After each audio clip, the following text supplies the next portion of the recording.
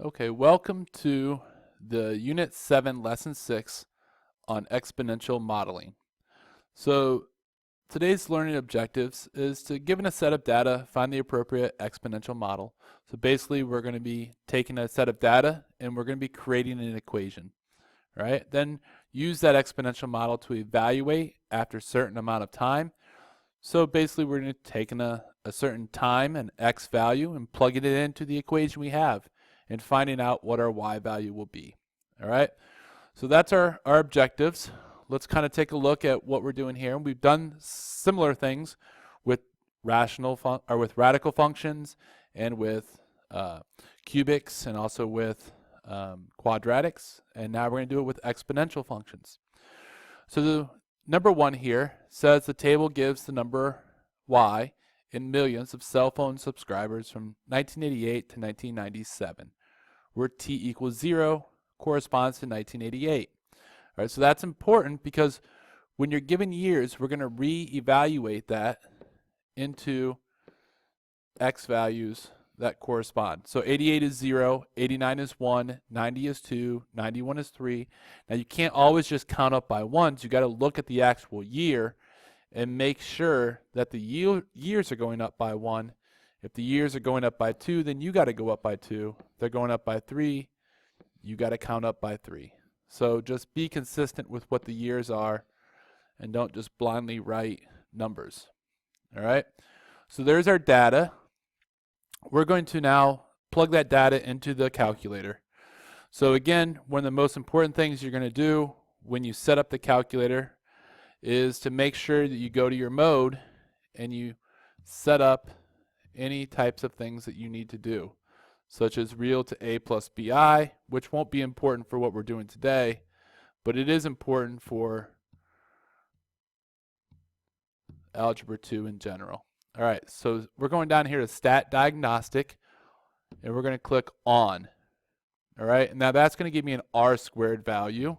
An r squared value just tells you how good the model is, how accurate it is. The closer to 1 or 100%, if you want to think of it that way, the better the model is. All right, so now that we have that all set up, we can go to stat and edit, and we're going to type our data in. Now, I've already got my data typed in. If you don't have your data typed in yet, I would say pause the video, type in your information. Okay, but I'm going to assume you're pausing the video and doing that.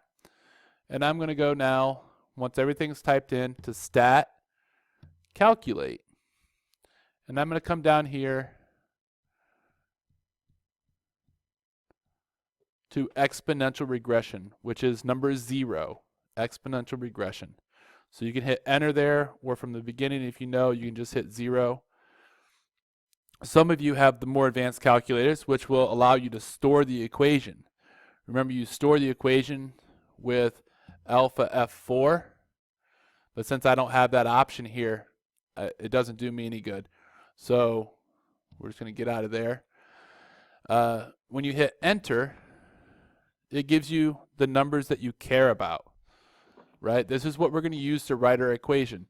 This r squared value here is important because that tells me how accurate it is. At 0.99, this model is pretty accurate. I can feel pretty good about my predictions that I'm going to make. So you see, here's the equation. I'm going to plug those numbers into. So y equals 1.897 parentheses 1.459 raised to the power x. So there is my exponential model to the nearest thousandth. All right, I think I did to the nearest thousandth. Okay, is this growth or decay? Growth or decay? Well, the number with the exponent here, this is what I'm looking at. Since it's greater than 1, it's going to be exponential growth. I should predict my numbers to get larger and larger and larger, and in fact they are. As we go along here, as x increases, the y values increase. Okay? So the part B says to use the model to predict the number of cell phone subscribers in 2000. Well, you could count this out, right? 97 is 9. So by 2000, that's going to be 12. X equals 12. You could also do 2000 minus 1988, and you get 12, right? So my X value is 12.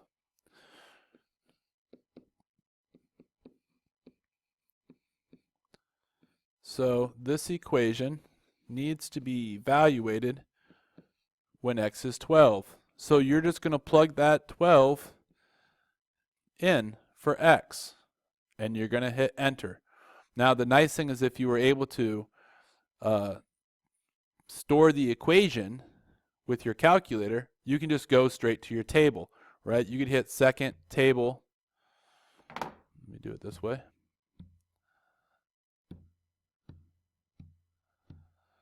And it would be there for you. You just scroll down to 12. But since I can't store my equation, there's nothing there. But that's okay. I can just go over here and type in my equation the way I see it. 1.897 parentheses 1.459 close parentheses, raise it to the 12th power and hit enter, and it gives me my answer that way. So just a little bit more typing, but I can see that y equals 176.494 million people, or million subscribers.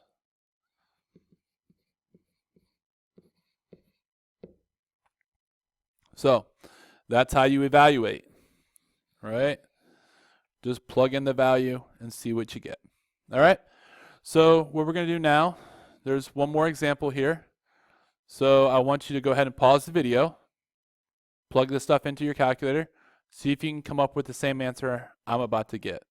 So for now, pause the video and give it a try. Pause the video. Okay, so you should have y equals 100.326 parentheses 0.879 raised to the x power as your model. Very good. R squared value again of 0.99. So again, because the value raised to the x power, right, is 0.879, since that's less than 1, it's decay. All right, and then how much radioactive material will be left after 50 weeks? Well, you plug 50 in for x and evaluate, and you get 0.159 grams of radioactive material. All right, so that's the lesson. Next class, we're going to be having a review day. So the classwork will be everything we've done up through lessons 1 through 6 and get you ready for the test, which will be the following class after the review day.